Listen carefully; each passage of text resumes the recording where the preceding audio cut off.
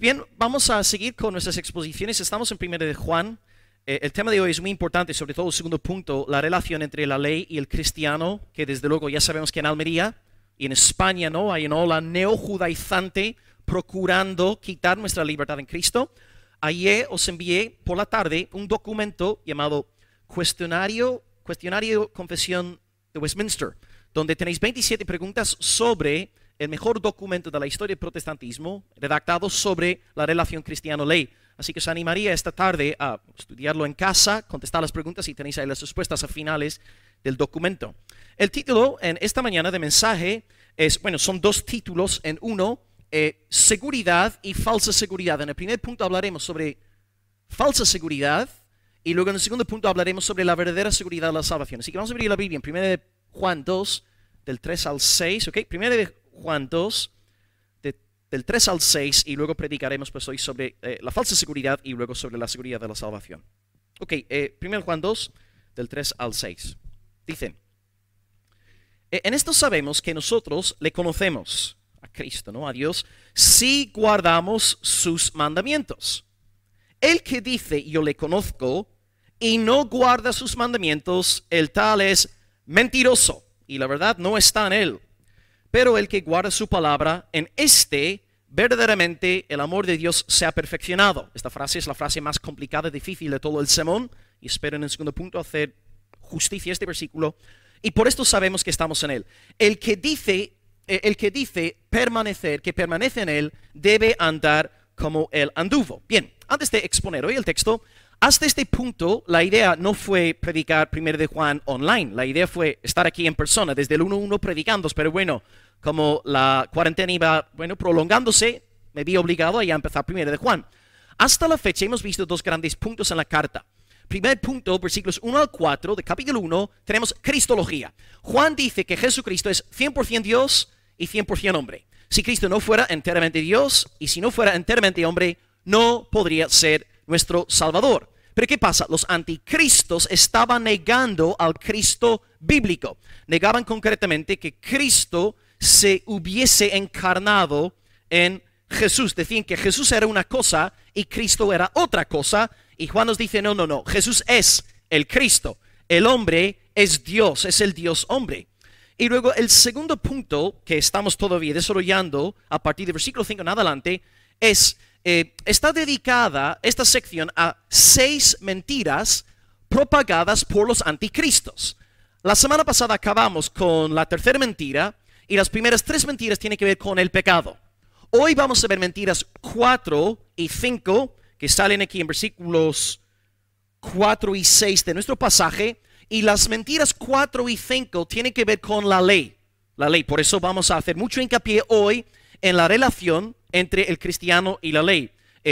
A grandes rasgos, sin querer adelantar ni entrar en detalles, los anticristos como que se burlaban de la ley de Dios. Pasaban por alto los mandamientos del Señor. Y luego, la semana que viene, veremos mentira número 6.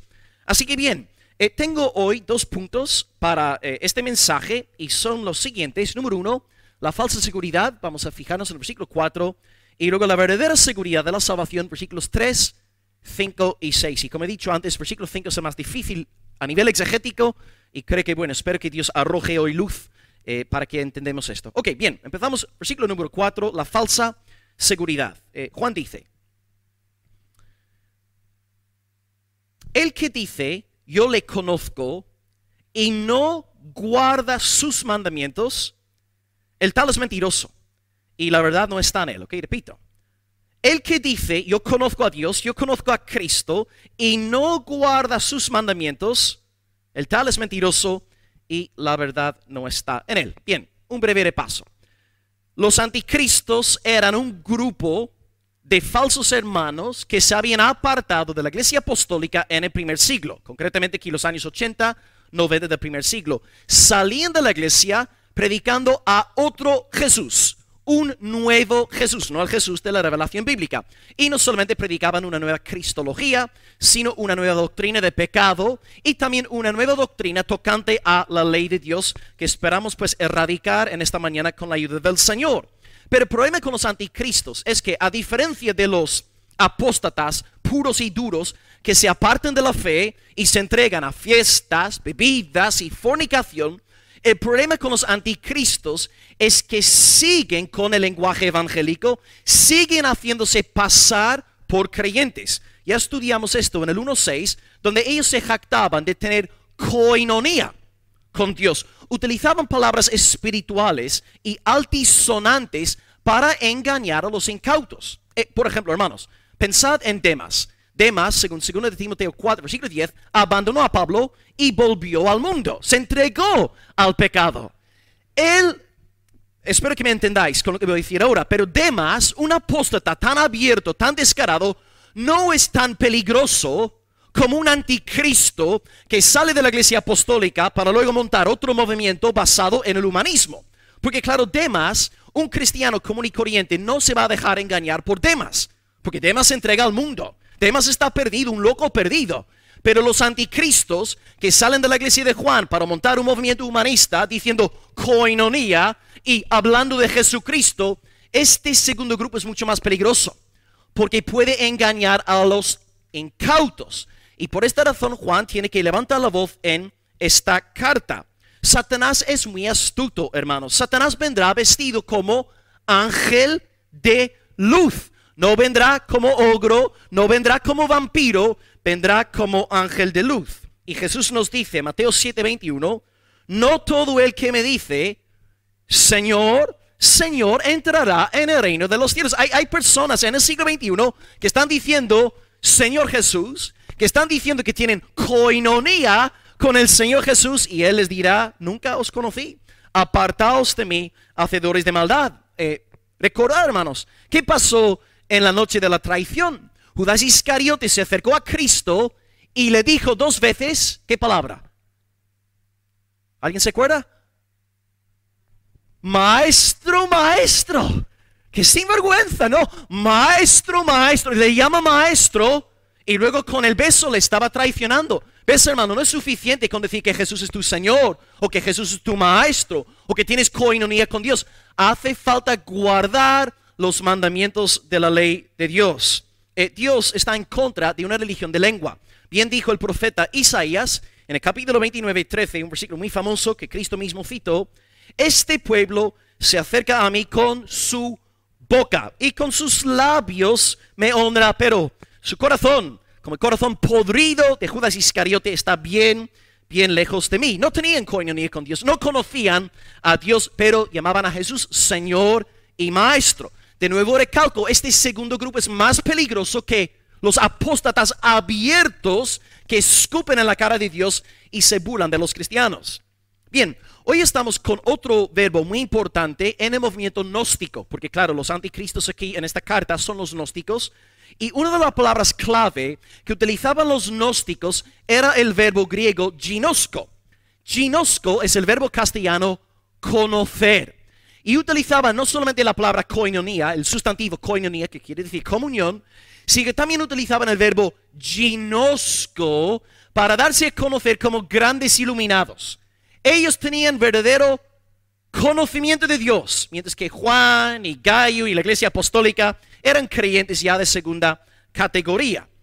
Bien, entonces el anticristo viene con el lenguaje evangélico, habla con nuestros términos, utiliza conceptos teológicos altisonantes para engañar a los indoctos. Y esto es exactamente lo que leemos en Apocalipsis 13, cuando aprendemos sobre la bestia que sube de la tierra. Dice la palabra en Apocalipsis 13:11, que la bestia que subió de la tierra tenía 2 cuernos semejantes a los de un cordero, pero hablaba con voz de dragón, sí, apariencia de corderito, pero su doctrina es una doctrina dragónica, diabólica, bestial. Así actúa Satanás para engañar a los moradores de la tierra. Bien, Satanás es un experto en maquillarse. Segundo de Corintios 11:14, ya lo he citado, él se disfraza como ángel de luz. Así que, hermanos, cuando Pablo redacta esta frase, ángel de luz, él está hablando en el contexto de falsos apóstoles en la iglesia, de falsos maestros, de obreros públicos y de ministros de justicia. Entonces Pablo lo que nos está diciendo es que tenemos que tener cuidado, incluso con los propios pastores, porque nosotros mismos, los predicadores, podemos ser agentes de Satanás. Satanás se viste como ángel de luz. Así que por eso siempre tenemos que probar todo a la luz de la palabra del Señor.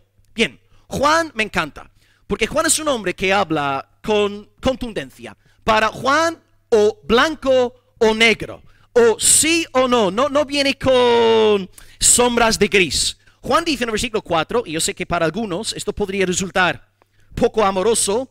Bueno, yo creo que aquí concretamente en nuestra iglesia no, porque estáis no bien versados en estas cosas, ¿no? Pero Juan dice, alguien podría decir aquí que Juan no tiene amor. Versículo 4, Juan dice, si alguien dice que conoce a Dios, ginosco, yo tengo conocimiento verdadero, yo tengo gnosis, ¿no? Pero si no guarda los mandamientos, fíjate lo que dice Juan, el tal es mentiroso y la verdad no está en él. Hermanos, es que a Juan le falta amor. Juan es un pastor enviado por Dios. ¿Cómo puede Juan decir categóricamente que son unos mentirosos y que la verdad no está en ellos? Pero ves, como os expliqué hace unos cuantos meses, el hombre enviado por Dios habla por amor. Juan habla por amor a la gloria de Dios, habla por amor al bienestar de la iglesia, para que los hermanos no sean engañados. Juan sabía que eran mentirosos por dos razones. Razón número 1, sus acciones. Razón número 2, su doctrina. En cuanto a sus acciones, hoy no voy a entrar en detalles, pero más adelante, en el 2:19, Juan dice algo que tendremos que estudiar. Salieron de nosotros, pero no eran de nosotros. La salida de la iglesia apostólica, el rechazo a la doctrina apostólica, fue la señal indubitable de que no eran del Señor. Y luego, en cuanto a su doctrina, hablaba mal de Cristo, hablaba mal del pecado, hablaba mal de la ley de Dios, inventaban una nueva teología de acuerdo a sus convicciones humanistas. Bien, hermanos, 1 de Juan 2:4 es categórico. Y si tú en esta mañana a lo mejor estás pensando, de nuevo, yo no creo que nadie aquí esté pensando que a Juan le falta amor, no, pero lo digo, no por si acaso. Recuerda, si tú aquí quieres tachar a Juan de un hombre poco amoroso, ten mucho cuidado. Porque en realidad, el que inspiró 1 de Juan 2:4, sí es cierto que Juan lo escribió, pero por medio de Juan, ¿quién estaba redactando este versículo? Ya, claro. Entonces, si tú en esta mañana dices, no, a Juan le faltaba amor, hermano, tú te estás metiendo con un veredicto del Santo Espíritu de Dios. Mucho cuidado con crear un nuevo Dios conforme a tus ideas humanas. Así que bien, queridos, pueden decir koinonía, pueden decir ginosco, pero Juan dice no, el verdadero cristiano guarda la ley, los mandamientos del Señor. Así que bien, lo que cuenta entonces no es la lengua, es la disposición del corazón. Si hay amor hacia los mandamientos de Dios en el alma o no. El humanista, el anticristo, para él la religión es en última instancia un asunto de autorrealización. La raíz siempre es egoísta. Yo quiero puesto, yo quiero sentirme importante, yo quiero que me prediquen sobre lo guapo, lo imprescindible, lo magnífico que soy. Yo no quiero que me confronten, yo. El humanista, el lema de su vida es soli ego, gloria, soli ego, gloria. Pero el creyente nacido de nuevo como Juan y los hermanos de esta iglesia local, el lema de su corazón es soli Deo, gloria. Hermano, ¿cuál es el lema que tienes tú inscrito en tu corazón? Soli ego, gloria, o soli Deo, gloria. Esta es la gran diferencia entre el campo cristiano y el campo de los anticristos. Bien, en esta mañana pues aprendemos en el primer punto que no es suficiente con nombrar a Jesús. Antes de morir, el gran doctor y predicador evangélico Francis Schaeffer advirtió a los evangélicos de los Estados Unidos de lo que él llamaba la bandera de Jesús. Y él daba una especie de profecía antes de morir, diciendo que veía días venir en que gente dentro del mundo evangélico iba a hablar mucho de Jesús y levantar la bandera de Jesús, pero iba a ser un Jesús pagano, un Jesús satánico, un Jesús diabólico que no cree en exigencias de santidad. Y yo creo pues que esta palabra se ha cumplido al pie de la letra. para ir acabando, pues en esta mañana, primer punto. Te pido, hermano, ya que es así, ya que hay engañadores y falsos predicadores por doquier, hermano, hermana, te ruego en esta mañana que siempre estés velando, que siempre estés anclado en la palabra de Dios, que siempre examines todos los sermones entre semana a la luz de las Escrituras. No te fíes ni siquiera de ti mismo. Escrito está en Proverbios 3:5.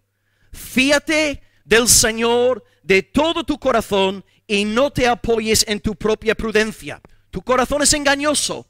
Siempre examina todas las voces, todos los sermones, todas las predicaciones, todos los consejos a la luz de la palabra del Señor. Porque si no, vas a seguir la ola humanista de los anticristos con su nueva teología. Y más allá, hermano, de velar por tu propio corazón, no te olvides de que todo lo que te he dicho en este primer punto es fruto del verdadero amor. En 1 de Juan, y también lo vimos en 2 de Juan y 3 de Juan, el amor bíblico cree en la denuncia. El amor bíblico cree en la corrección. El amor bíblico de vez en cuando tiene que tachar a otro de mentiroso y decir que la verdad no está en él. Ahora yo sé que en una iglesia postmoderna lo que acabo de decir es casi una herejía. Pero el amor bíblico cree en denunciar a los malos obreros. Así que mantente anclado en la palabra, no te dejes engañar y leamos una vez más la sentencia del Espíritu Santo en el versículo 4.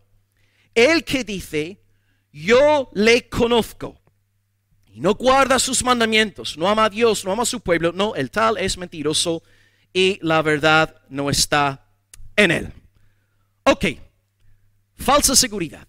Hay gente que habla de koinonía, gente que habla de ginosco, gente que se hace pasar por evangélicos pero no ha nacido de nuevo. Falsa seguridad, tienen una falsa seguridad de salvación. Ahora bien, número 2, el punto más largo del mensaje en esta mañana, que se aplica más bien a nosotros como iglesia local. ¿Cómo podemos disfrutar de una verdadera seguridad de la salvación? Ahora vamos a leer versículos 3, 5 y 6. 3, 5 y 6. Sí. En esto sabemos que nosotros le conocemos si guardamos sus mandamientos. Saltamos el 4 porque lo acabo de explicar. Pero el que guarda su palabra, sus mandamientos, en este verdaderamente el amor de Dios se ha perfeccionado y por eso sabemos que estamos en él.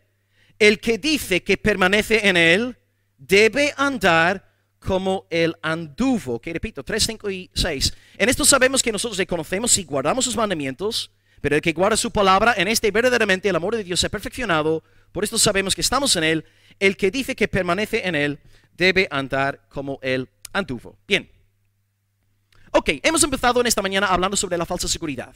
Hay gente en el mundo evangélico que habla de ginosco, que habla de koinonía, anticristos, que no creen la doctrina apostólica, que no aman la iglesia del Señor, pero están ahí, con sus centros de adoración humanistas, atrayendo a mucha gente. Tienen una falsa seguridad de salvación. Juan entonces ahora quiere llevarnos a una verdadera seguridad de la salvación. ¿Cómo podemos tú y yo tener una verdadera, una auténtica seguridad de la salvación?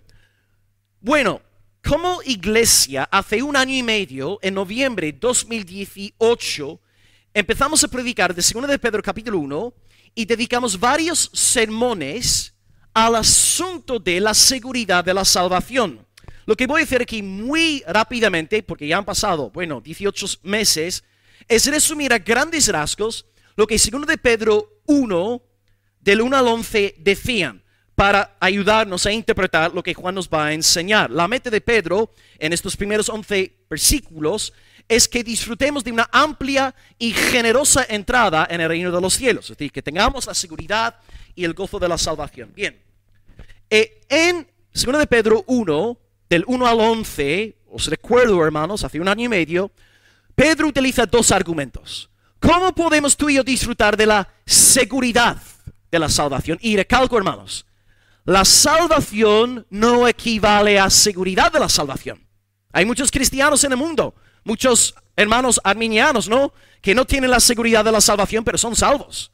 Una cosa es ser salvo, otra cosa es tener la seguridad de la salvación. Hay mucha gente que se ha muerto, que ha salido de este mundo sin tener la seguridad de la salvación, pero por creer en Cristo, por haberse arrepentido de sus pecados, por confiar únicamente en Él, están en el cielo. Ahora bien, tristemente en esta vida, nunca llegaron a gozarse, ¿no?, de esta bendita seguridad que está a nuestra disposición según la palabra. Así que, hermanos, distingamos entre la salvación y la seguridad de la misma. Son dos cosas muy diferentes. Bien, ¿cómo puedo yo disfrutar de la seguridad de la salvación? Dos pilares para Pedro. Pilar número 1, la obra consumada de Cristo. Esto se encuentra en versículos 1 al 4 de 2 de Pedro 1 del 1 al 4. De nuevo, podéis entrar en el canal de la iglesia y luego volver a escuchar los mensajes si queréis, ¿no? Bien, Pedro redacta 5 sustantivos, habla de 5 sustantivos que nos fueron comprados en Cristo. Justicia, fe, conocimiento, vida y piedad. Todo esto nos fue comprado, conquistado por el Señor Jesucristo. Y Pedro acaba diciendo que todas las cosas que pertenecen a la vida espiritual, todas las cosas nos han sido dadas por su divino poder. Es decir, no tenemos que añadir nada a la obra consumada de Cristo. Cristo es nuestro Salvador al 100%, y por eso podemos tener la seguridad de la salvación. Pero luego Pedro añade un segundo pilar. Y de nuevo, hermanos, estamos hablando de la seguridad de la salvación, no de la salvación, para que nadie aquí acuse al pastor de legalismo o de negar el evangelio. Argumento número 2, en versículos 5 al 9, Pedro apela al esfuerzo del creyente. Es decir, para disfrutar de la seguridad de la salvación, sí, tienes que creer de todo corazón en la obra consumada de Cristo, pero tú a nivel personal tienes que andar en santificación. Y si tú no estás andando en santificación, el Espíritu Santo no va a permitir que tú disfrutes de la seguridad de la salvación. Ahora bien, de nuevo repito, para que esto quede bien claro y nadie me acuse de herejía, una cosa es la salvación, otra cosa es la seguridad. Esto está claro, ¿no? Sí, me estoy explicando. Sí, bien. Y Pedro entonces anima a los hermanos a esforzarse en 7 frutos del Espíritu Santo. Entonces, ahí están nombrados en la pantalla, no los voy a leer. Entonces, donde la salvación es 100% por la gracia de Dios, la santificación es una obra sinergista. Es decir, depende de una cooperación entre Dios el Padre, el Hijo, el Espíritu Santo y el propio creyente. Tú y yo tenemos que esforzarnos en nuestra santificación. Ahora bien, nuestra medida de santificación no nos va a salvar. Somos salvados únicamente por los méritos del Señor Jesucristo. Pero para disfrutar de la seguridad de la salvación, tenemos que esforzarnos en las cosas del Señor. Por eso, si tú estás aquí en esta mañana, estás tonteando con el pecado, estás viviendo en pecado, no te estás arrepintiendo, no vas a tener el gozo del Señor en esta mañana. Sí, puedes ser creyente y puede ser que vayas al cielo, pero Dios no va a permitir que disfrutes de la seguridad de la salvación. Y para concluir, entonces, Pedro dice, 1, obra de Cristo, 2, el esfuerzo del creyente, y después de redactar estas 2 listas, la lista de Cristo, la lista del creyente, llega a la conclusión en versículo 10, dice, por lo cual, hermanos, tanto más procurad hacer firme vuestra vocación y elección, porque haciendo estas cosas no caeréis jamás, porque de esta manera os será otorgada amplia y generosa entrada en el reino eterno de nuestro Señor y Salvador Jesucristo. Bueno, ¿cómo puedo yo hacer firme mi elección? ¿Cómo puedo yo hacer firme mi vocación si mi elección y mi vocación dependen únicamente de Dios? ¿Cómo puedo yo hacer que estas cosas sean firmes? Pues desde luego, Pedro no está hablando aquí en términos objetivos, porque nuestra elección y vocación dependen únicamente del decreto de Dios. Pero a nivel subjetivo, personal, en mi propia vida individual, yo sí necesito estar diariamente convencido de que soy un elegido y un llamado por Dios. E interpretamos pues esta exhortación de Pedro a la luz de una lentilla subjetiva, personal, individual, porque tu elección está asegurada. Dios mismo te escogió antes de la fundación del mundo. Este pilar es inconmovible. Pero a nivel personal, tú durante la semana tienes peleas.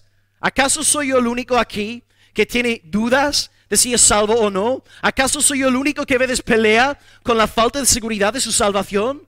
Desde luego que no. Todos estamos en esta batalla, pero lo que tenemos que hacer en tales momentos es predicarnos a Cristo, gloriarnos en Cristo, tener seguridad en Cristo, pedirle perdón por nuestros pecados y luego andar en santificación. Ahora volvemos a Juan. Con esto explicado, ahora nos va a resultar mucho más fácil interpretar lo que Juan nos dice. Porque si interpretamos aquí a Juan como si Juan estuviera dando a entender que la salvación está en guardar la ley, hermanos, estaríamos atentando directamente contra el evangelio apostólico. Ok, ahora volvamos a Juan. Juan aquí en nuestro pasaje, versículos 3, 5 y 6, enseña la misma doctrina que Pedro. Antes de hablar ahora sobre nuestra necesidad de andar en obediencia, como hace Pedro en su segundo argumento, Juan no empieza su carta hablando sobre nuestra obediencia. Cuando Juan empieza su carta en el capítulo 1, versículos 1 al 4, ¿de quién habla Juan en el principio? De Cristo. ¿Ves? Juan hace exactamente lo mismo que Pedro. Juan no empieza predicando ética, no empieza predicando obediencia, empieza proclamando el evangelio de Cristo, el Dios hombre que nos salva por completo, lo que hace Pedro. Y ahora Juan hace lo que hizo Pedro. Ahora va a hablar de nuestra obediencia para que podamos disfrutar de la seguridad de la salvación. En otras palabras, hermanos, Juan y Pedro predican la misma doctrina. Y bueno, esto no es sorprendente porque fue el mismo Espíritu Santo el que inspiró a Pedro que el que inspiró a Juan. Entonces, vemos dos argumentos en esta mañana. ¿Cómo tener yo la verdadera seguridad de mi salvación? Pilar número uno, la obra consumada de Cristo. Meditar mucho en Cristo, predicarte mucho el evangelio día tras día, acordarte de que tu justicia está en Él. Y segundo lugar, segundo pilar, segundo argumento, mi santificación personal, el crecer en las cosas del Señor. Bien, Juan entonces nos dice que somos verdaderos creyentes y podemos saber que somos verdaderos creyentes si guardamos sus mandamientos. De nuevo, clave para interpretar esta frase es entender la frase como una alusión a la seguridad de la salvación, no a la salvación misma. De otro modo, estaríamos predicando la doctrina romana, ¿no? De salvación por gracia más obras. Y ahora lo que voy a hacer, hermanos, y esto tiene que ver con el cuestionario que os envié ayer por el WhatsApp de la iglesia, es leer el punto más importante del documento que os envié, el punto número 6. Es larguillo, pero este párrafo que estoy a punto de leeros es el párrafo más importante en la historia del protestantismo en cuanto a nuestra relación con la ley. Yo sé que en Almería existe una ola neo-judaizante. Yo sé que ahora mismo en Barcelona está pegando fuerte. De hecho, hace 2 semanas un pastor me llamó de cerca de Córdoba, destrozado porque una familia de su iglesia se ha dejado arrastrar por todos estos neo-judaizantes que están entrando en la iglesia evangélica con fuerza. ¿Y por qué consiguen engañar a la gente? Porque los hermanos no están anclados en las grandes verdades de nuestro pasado y de la palabra del Señor. Así que voy a leeros ahora Confesión de Fe de Westminster, capítulo 19, punto 6, y luego podéis estudiarlo más a fondo en casa esta tarde. Dice, aunque los verdaderos cristianos no están bajo la ley en cuanto a pacto de obras, es decir, ¿tú tienes que guardar la ley, hermano, para ser salvo? No, no estás bajo la ley en el sentido de justificación. Esto sería otro evangelio. Ok, no estamos bajo la ley en cuanto a pacto de obras para ser justificado o condenado. Sin embargo, la ley es de gran utilidad, tanto para ellos como para otros, ya que como regla de vida que nos ayuda en nuestra santificación, nos informa de la voluntad de Dios y de sus deberes, los dirige y obliga a andar en conformidad con ella. Les descubre también la pecaminosa contaminación de su propia naturaleza, corazón y vida. De tal manera que cuando ellos se examinan ante ella, pueden llegar a una convicción más profunda de su pecado, a sentir humillación por él mismo y aborrecimiento de él, junto con una visión más clara de la necesidad que tienen de Cristo y de la perfección de su obediencia. Claro, Cristo ha guardado la ley en nuestro lugar, por eso colocamos fe en Cristo. Tú y yo no podemos guardar la ley, por lo tanto colocamos fe en el que guardó la ley en nuestro lugar, al Salvador Jesucristo. Sigo. También la ley moral, es decir, los 10 mandamientos, la ley moral es útil para los regenerados a fin de restringir su corrupción, puesto que prohíbe el pecado y sus amenazas sirven para mostrar lo que merecerán sus pecados y las aflicciones que pueden esperar por ellos en esta vida, aun cuando estén libres de la maldición con que amenaza la ley. Sus promesas, de un modo semejante, manifiestan a los regenerados que Dios aprueba la obediencia. ¿Y cuáles son las bendiciones que deben esperar por el cumplimiento de la misma? Aunque no como si la ley se lo debiera a modo de pacto de obras, de manera que, si alguien hace lo bueno y deja de hacer lo malo, porque la ley le manda lo uno y le prohíbe lo otro, no por ello se demuestra que esté bajo la ley y no bajo la gracia. Ok, yo sé que ha sido un texto muy largo, complicado, pero de nuevo, os animo a leer el texto que os envié anoche y un breve resumen de todo lo que hemos leído. La clave para interpretar nuestra relación con la ley es entender que hay una ley moral descrita en los 10 mandamientos. Y esta ley moral sí es vigente para el pueblo cristiano, pero no en el sentido de justificación, porque Cristo ya cumplió la ley por nosotros en el sentido de justificación. La ley, sin embargo, sí es vigente en el sentido de... Si habéis entendido esto, no vais a tener problemas con los neojudaizantes. Porque este es el punto que no son capaces de entender. Es por falta de luz, es por ceguera en el corazón. La ley moral de Dios desempeña una función santificadora en aquellos que son creyentes.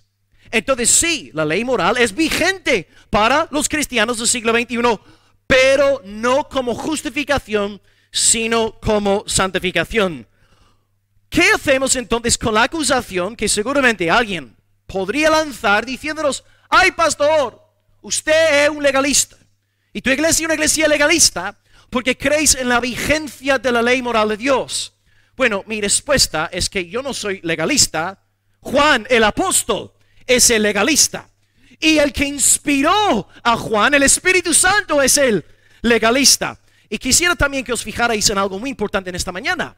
Cuando Juan dice que el verdadero creyente es aquel que guarda los mandamientos de Dios, a ver si alguien sabe a quién está citando. ¿Quién dijo?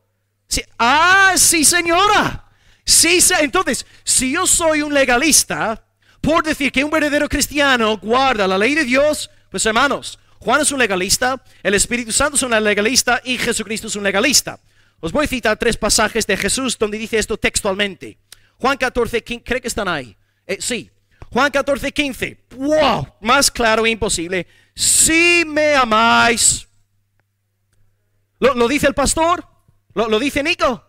Lo dice el Señor Jesucristo, cabeza de la iglesia, Señor de gloria. Si tú de verdad amas a Dios, si tú eres nacido de nuevo, guardarás la ley del Señor. Ahora bien, no perfectamente.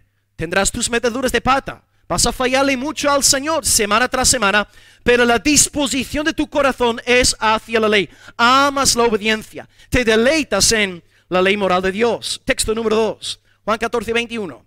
El que tiene mis mandamientos y los predica y los guarda, ese es el que me ama. Y número 3, que dice lo mismo, pero en plan negativo, al revés.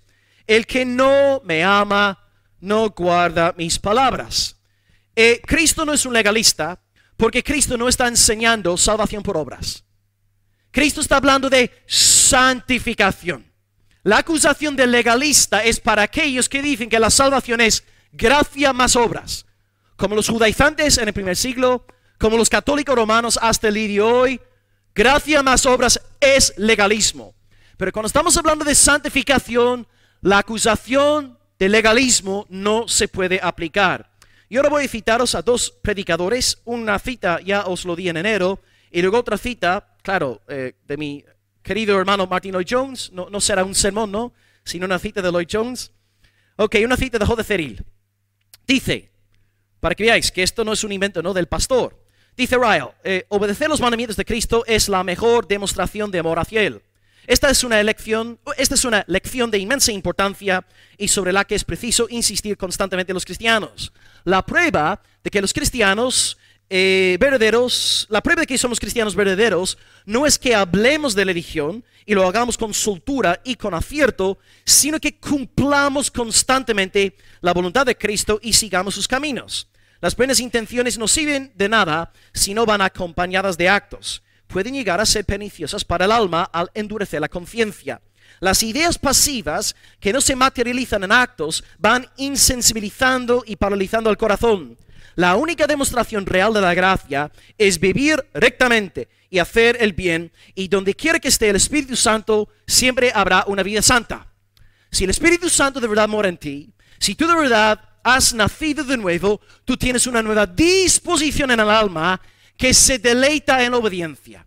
Y amas la ley del Señor, amas los mandamientos del Señor, pero no en el sentido de justificación, sino en sentido de santificación. Y luego la cita de Martin Lloyd-Jones, que, bueno, ya escribiendo desde el siglo XX, J. Cyril, siglo XIX, Lloyd-Jones, siglo XX, dice: ¿cómo es tu vida, hermano? ¿Cómo vives? La prueba por la cual sabemos que somos de Él es: ¿guardamos los mandamientos? Esto significa que siempre me preocupa vivir la vida cristiana tan plenamente como pueda, que mi gran objetivo es ser agradable a sus ojos. Y yo sé lo que Él quiere que yo haga. Lo encuentro en el Antiguo y en el Nuevo Testamento. Lo tengo en los 10 mandamientos, lo tengo en el Sermón del Monte que se aplican a mí, y tengo toda la moral, enseñanza ética del Nuevo Testamento. Estos son sus mandamientos y yo he de guardarlos. Y si puedes decir con toda honradez, dice Juan, que te preocupa mucho hacerlo, si puedes decir que te esfuerzas en hacerlo y que es tu ambición en la vida, puedes saber que estás en Él. Puedes conocerle, pues conocerle es andar como Él anduvo. Esta frase es muy bonita porque Lloyd-Jones nos explica que la prueba del creyente no está en su obediencia perfecta a la ley moral de Dios. Porque mira, todos aquí somos cristianos, no en esta mañana. Vale, somos salvos, tenemos el Espíritu Santo, amamos los mandamientos del Señor. Pero hermanos, ¿cuántos de nosotros, siendo salvados, guardamos perfectamente la ley moral de Dios? Digo, pero somos creyentes. ¿Entendéis que somos nacidos de nuevo? Tenemos una nueva naturaleza. Pero, ¿qué dice Lloyd-Jones? La clave no está en cumplir perfectamente con los mandamientos. La clave está en la disposición del alma. El desear agradarle. El querer darle gloria. Y luego cuando fallamos y pecamos y metemos la pata, pues nos quebrantamos delante del Señor. Ahí está la prueba del verdadero creyente. Porque nadie aquí da la talla. Nadie aquí sacará un 10 en el examen, ¿no? Porque todos fallamos y pecamos y tenemos nuestras luchas. Pero Lloyd-Jones ubica la raíz del regenerado en la disposición del alma. Amor hacia la ley de Dios, un deleite en la voluntad del Señor. Y cuando caemos, pues pedimos perdón y nos levantamos una vez más en el temor del Señor. Esta observación es clave para librarnos una vez más del legalismo. Así que, amados hermanos, los 10 mandamientos son vigentes para nosotros. No tendrás dioses ajenos. Si tú de verdad has nacido de nuevo y amas a Dios, no vas a tener a dioses ajenos. No te harás imagen. No tomarás el nombre del Señor tu Dios en vano. Descansarás en el día de reposo, un día de la semana dedicado 100% al Señor. 5, honrarás a mamá y honrarás a papá. Número 6, no matarás. Número 7, no cometerás adulterio. 8, no robarás. 9, no darás falso testimonio. Y 10, no codiciarás. Y lo que podemos hacer como creyentes, como dice aquí Lloyd-Jones, es interpretar la ley moral a la luz del Sermón del Monte. Porque el Sermón del Monte es como un par de gafas para leer los 10 mandamientos. Yo tengo aquí los 10 mandamientos y yo puedo leerlos muy superficialmente. Por ejemplo, antes de yo ser cristiano, yo lo que hacía antes, ¿no? Mi forma pelagiana de pensar, yo decía, mire, como yo solamente he roto 3 de los 10 mandamientos, yo iré al cielo, ¿no? Porque claro, he guardado 7 y no he roto 3. Pero cuando tú lees los 10 mandamientos a través de los lentes, las gafas del Sermón del Monte, hermano, Cristo te dice que no se trata tanto de matar. Si tú guardas enojo en tu corazón en contra de Encarna, ya estás matando a la hermana. Y luego chismes y murmuraciones. No es suficiente. No hace falta meterte en la cama con la vecina para cometer adulterio. Solamente hace falta codiciar a la dama con tus ojos y ya has adulterado. Entonces, cuando tú lees los 10 mandamientos a través de las gafas del Sermón del Monte, madre mía, no hay esperanza para mí. Pero de esta manera Dios nos lleva hacia la santificación. Y sabremos que somos verdaderos cristianos cuando nos preocupamos más por el aspecto interno de la ley que el aspecto externo. Yo os dije, me acuerdo en un sermón, claro, como han sido 3 meses ya no me acuerdo de nada, ¿no?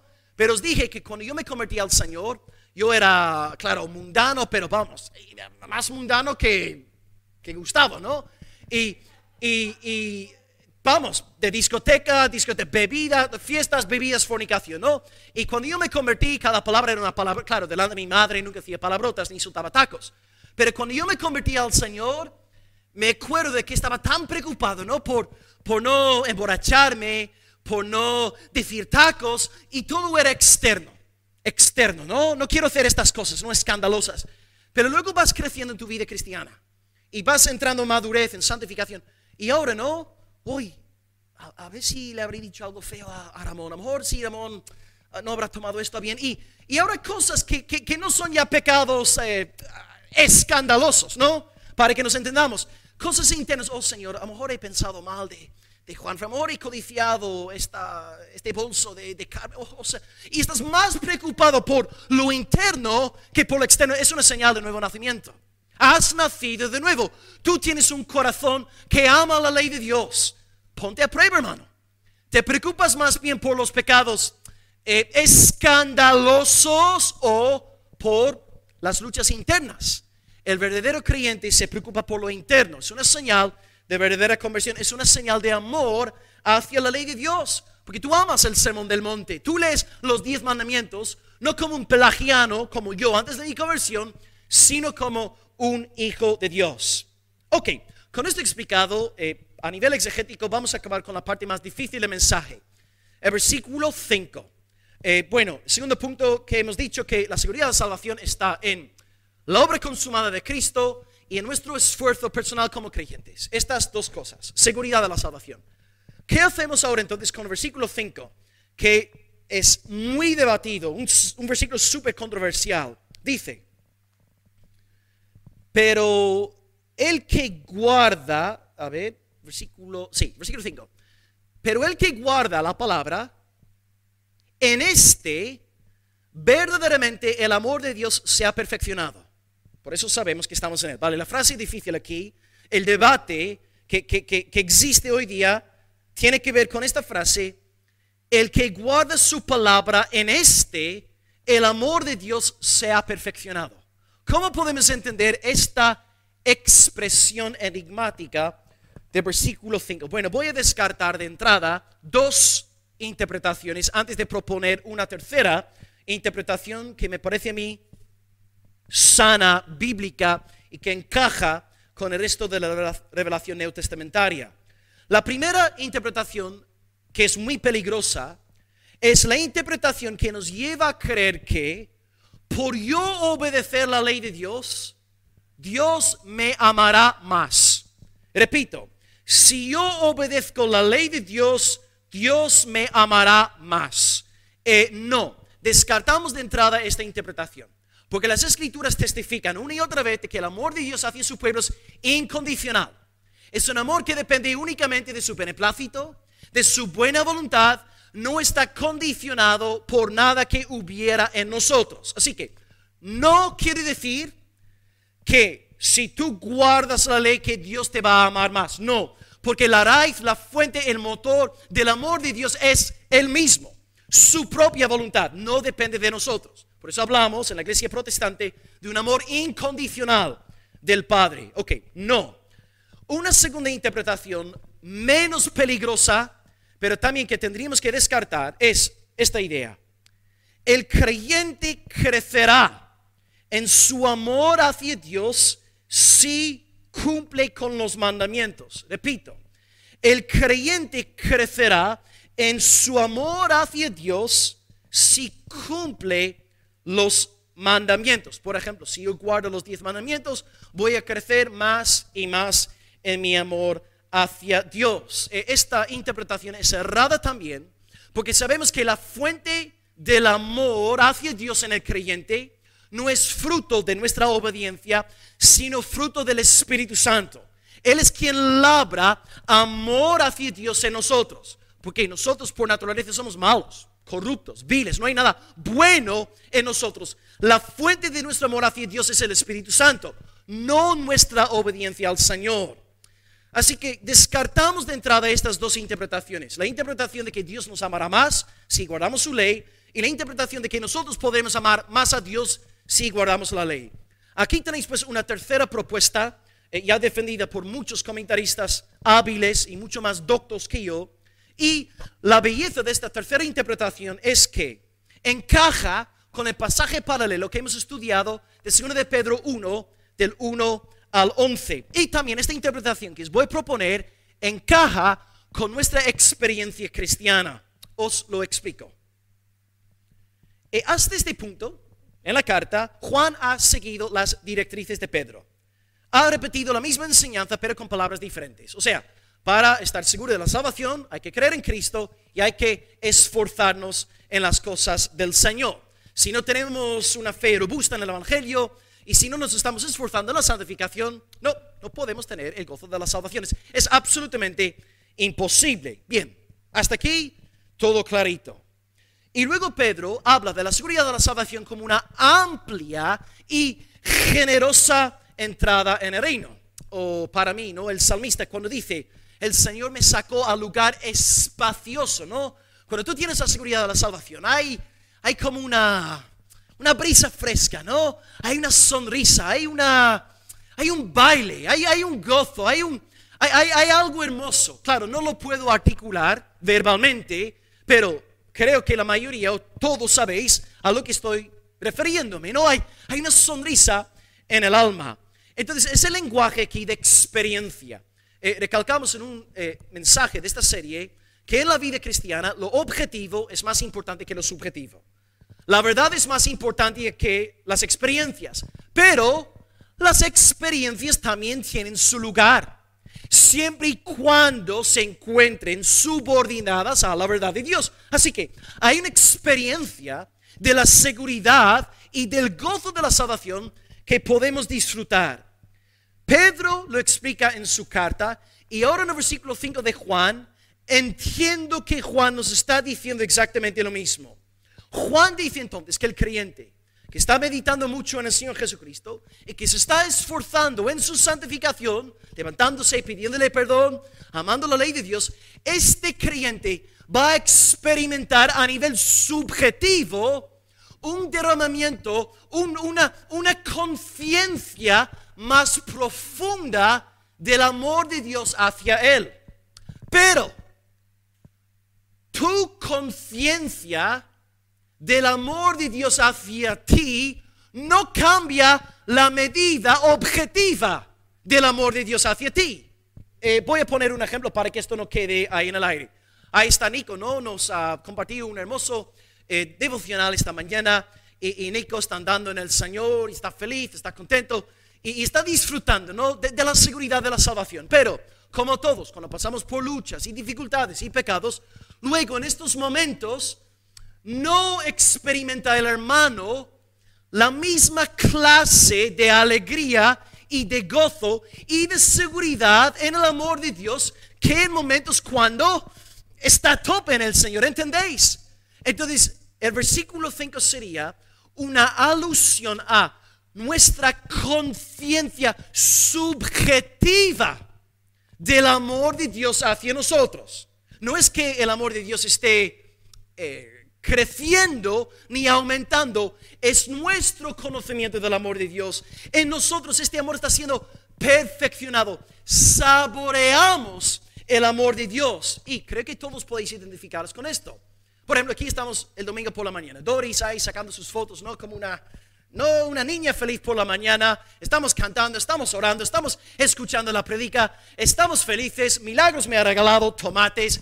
Yo estoy en la gloria, gazpacho toda la semana que viene, ¿no? Estoy feliz, estoy contento, estoy regocijándome en el Señor, ¿no? Sacamos una foto de Grace ayer sonriendo por primera vez. Yo estoy feliz en el Señor.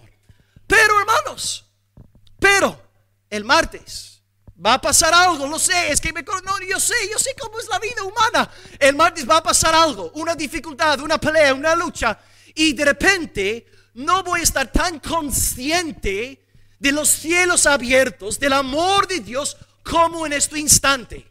Entonces, ¿qué tenemos que hacer en tales momentos? Predicarnos el Evangelio, pedirle perdón al Señor, disciplinar nuestra mente, dirigiéndonos hacia cosas celestiales. Entonces, la interpretación sana del versículo 5 sería interpretar este versículo como una alusión a la experiencia que disfruta, que prueba el creyente en el día a día en su caminata con el Señor. George Whitefield, por ejemplo, el gran predicador evangélico, decía en el siglo XVIII: yo creo en un Cristo sentido. ¿Qué quiso decir con esto? Claro, tenemos que creer que Él es 100% Dios, 100% hombre, 100% impecable. Amén, amén, amén. Pero también necesitamos experimentar a Cristo, probar a Cristo, beber de Cristo, comer de Cristo, orarle a Cristo, tener coinonía con Cristo. ¿Veis? Una cosa es el conocimiento teológico, otra cosa es el lenguaje de experiencia. Y es lo que tenemos aquí, creo yo, en el versículo 5 de 1 de Juan 2. Hermano en la fe, ¿tienes un Cristo sentido? ¿Experimentas al Hijo de Dios? ¿Conoces lo que es el poder de Cristo obrando, actuando eficazmente en ti? ¿Tienes esta sonrisa en el alma? ¿Hay una experiencia real y actual con el Salvador? Hermano Juan, si estuviera aquí en esta mañana, tendría ganas de que todos experimentéis a este Cristo sentido, real, vivo, poderoso por mediación del Espíritu Santo en esta mañana. Así que, queridos hermanos, yo sé que el versículo 5 es muy difícil de interpretar, pero según el pasaje paralelo en 2 de Pedro, según nuestra propia experiencia cristiana y según el resto de la revelación bíblica, creo que haríamos bien en entenderlo como una alusión a esta experiencia que todos disfrutamos, que todos hemos experimentado en esas vidas cristianas. Y Juan está hablando de esto.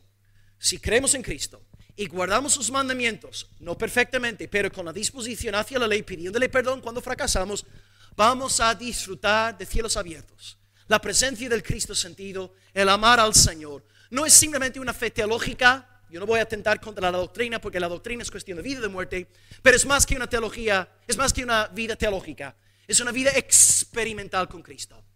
Hermano, conoces a Cristo en el sentido experimental, saboreas a Cristo, estás teniendo experiencias con Cristo durante la semana.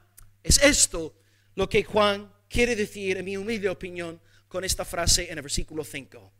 Ok, amados hermanos en la fe, vamos a ir concluyendo leyendo el pasaje una vez más, y espero que ahora, al leerlo, espero que todo haya quedado bien claro. Ok, 1 Juan 2, del 3 al 6. En esto sabemos que nosotros le conocemos si guardamos sus mandamientos. El que dice, yo le conozco, y no guarda sus mandamientos, claro, la cuarta mentira de los anticristos, el tal es mentiroso, y la verdad no está en él. Pero el que guarda su palabra, en este verdaderamente el amor de Dios se ha perfeccionado. Esta experiencia de la seguridad de la salvación, y por eso sabemos que estamos en él. Y el que dice que permanece en él, debe andar como él anduvo. Ahí está la mentira número 5. Yo permanezco en Cristo, sí, dicen que permanecen en Cristo, pero no guardan su palabra. Ok, hoy hermanos hemos hablado de dos cosas. En primer lugar, versículo 4, la falsa seguridad. Juan recalca en versículo 4 que aquellos que dicen que conocen a Dios, pero que no guardan sus mandamientos, son unos mentirosos. ¿Eso es falta de amor? No es falta de amor, es amor hacia Dios y amor hacia la iglesia, porque está protegiendo a la iglesia de anticristos. Y recordemos que los anticristos son más peligrosos que apóstatas abiertos como Demas, ¿no? Porque los anticristos usan nuestro lenguaje, ¿no? Amor, amor, Jesús, Jesús, para luego engañarnos. Ok, entonces la falsa seguridad pertenece a aquellos que dicen que conocen a Cristo, usan la palabra ginosco, pero no andan en obediencia a la ley del Señor. Número 2, la verdadera seguridad. Versículos 3, 5 al 6. Hemos explicado en el segundo punto, según los estudios de 2 de Pedro 1, que tenemos dos pilares para disfrutar de la seguridad de la salvación esta mañana. Uno, la obra consumada de Cristo. Número 2, nuestro esfuerzo personal como creyentes, nuestra santificación. Y he repetido 3 o 4 veces que la salvación y la seguridad de la salvación son 2 cosas diferentes. Para que nadie me acuse de falso profeta, ¿no? Me tengo que guardar la espalda. Y estudiamos luego el papel de la ley en la vida del creyente. Según la Confesión de Fe de Westminster, capítulo 19, leímos el párrafo 6, luego podéis hacer la tarea en casa. Hemos explicado que la ley no desempeña una función judicial, no nos justifica, pero la ley moral sí nos santifica. Y, como decía Martin Lloyd Jones, no se trata tanto de guardar perfectamente la ley, porque nadie aquí guarda perfectamente la ley, pero sí de tener la disposición del alma inclinada hacia los estatutos del Señor. Y ahí podrás saber que de verdad has pasado muerte a vida, porque te preocupa más el aspecto espiritual de la ley que su cumplimiento externo, ¿no? Porque de nuevo, yo nunca voy a robarle, ¿no?, la máscara a Ramón, pero podría albergar dicho sentimiento en mi corazón. Y si soy regenerado, me preocupa más este sentimiento de codicia que el acto de cogérselo, señal de nuevo nacimiento. Así que gloria al Señor por su palabra en esta mañana. Y acabamos explicando el versículo 5, texto polémico, pero he procurado interpretarlo como una alusión a la experiencia cristiana. Cuando estamos meditando la obra consumada de Cristo, nos estamos andando en santificación, en amor hacia la ley de Dios, arrepintiéndonos del pecado, empezamos a disfrutar de cielos abiertos. En nosotros está siendo perfeccionado el amor de Dios. No que Dios nos ame más, no que nosotros amemos más a Dios, pero que nosotros estamos siendo más conscientes de este amor glorioso, eterno, soberano, perpetuo del Padre, del Hijo y del Espíritu Santo. Pues gloria al Señor por su palabra. Vamos a orar al Señor y sí, nos dará tiempo también cantar una alabanza antes de despedirnos. Oremos pues al Señor en esta mañana.